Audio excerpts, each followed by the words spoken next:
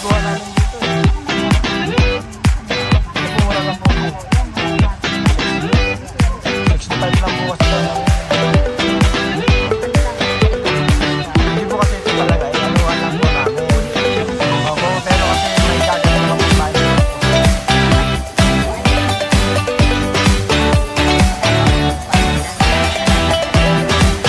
Ayun nga po, marami.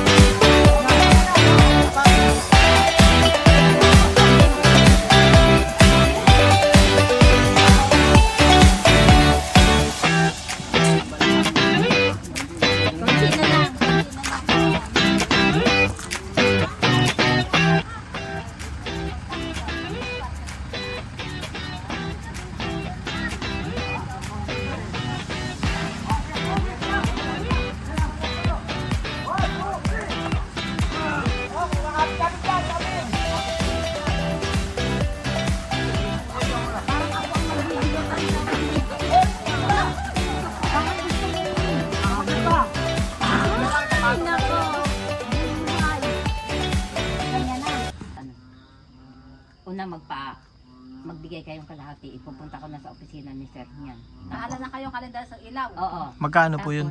Kalahati. 13,000 eh. Mm. Kalahati. Nakausap ko rin yung... Pag naikabit na po nila, tsaka na po Oo, ipo-full tsaka payment. ibibigay yung ano. Basta sabi niya, bahala kang manalo. Ilang buwan po yun, Nay? Saglit lang dahil ano sa Meralco ang magkakabit. Ah, direkta na po. Lalay na lang yung magkakabit. Kilala ko dahil Hmm. ayan ako pinapaasikaso ni Sir Alcaraz. Nag-opisina yan sa munisipyo. Ang hawak niyan housing. Tapos pinsang buo niya yun sa Meralco. Hindi po pala natutulog si ano rito. Kadyon, Kadyon. nandiyan yan maya-maya. Ah, maya. Akala may kuryente nila kadyon. Zero balance lang. Bakit po? Ang sila Ilaw wala lang eh. naman at saka ano. Ang ganyan. Dito sila dahil siyempre libre sila sa aircon. Malamig po, ano, Nay. Malamig. Malamig na nga ito. Di, ang laki daw menos Hindi nila. nyo ba napatin? Hindi polluted dito. Hindi hirap huminga. Hirap nga kuminga eh. Hirap ako din humingi sa totoo lang. Ang lakas ng usok eh. Bubuga kang pa. Hindi yung usok lang ngayon. Pero yung pagkaano, doon sa atin halos hindi ka na makahinga sa ibaba eh. Eh kay yun, dito hindi pwede yung ganyang mauso. Pag nagsisiga ako ng basura nila, dinadakot ko yan sa sako, tinatapon ko ng tibag. Kasi ayaw ni kayo na mauso. Ako nagtatanggal ng mga basura Pag wala nila, kami no? dito kalendar, bahala ka sa kubo namin pakitingin-tingin ha. Oo naman. Ikaw. Pag nasarado yan, wala na silang madaanan. Huwag kayo magpapapasok dito ha, kahit po sino kasi baka may masira. Oo. Ay naku, si Dugi ka, ano baka pumasok dito yung Oo, lobo na yun yan. lang. Tingnan mo, Yung aso pala. yung Takpan puti. natin ang yero ngayon. Ay, harangan nyo dyan. Harangan, ang dami natin yero dyan. Harangan nyo dyan ka ano para hindi makapasok Dugi. Kasi si Dugi yan ang nagbabantay doon yan sa pinakataas ng anak ko. Nagbabantay. Nakikita niya lahat ng tao dyan, tinatahulan niya yan. Mahilig po ba kayo sa malalaking aso? Oo, sana kung mayroon. May malaki po akong aso eh. Alagaan nyo na lang yung aso namin malaki doon. Ibig sabihin, bantay namin dito, pero bigyan nyo na lang ng pagkain. Ay, walang problema. Bibigyan Wala lang po kami. Oo. Ayun nga, tinan mo si Doggy, oh. Doon yan sa taas. Nakikita niya lahat ng tao dito. Yan. Pag andito po kami, nakikikain din po yan dito. Ah, oo, Siya. nakikikain niya. Tayo, Kaya tinan niya sanay binibigyan sa inyo. Binibigyan po namin palagi. Yan din yan, kila sir.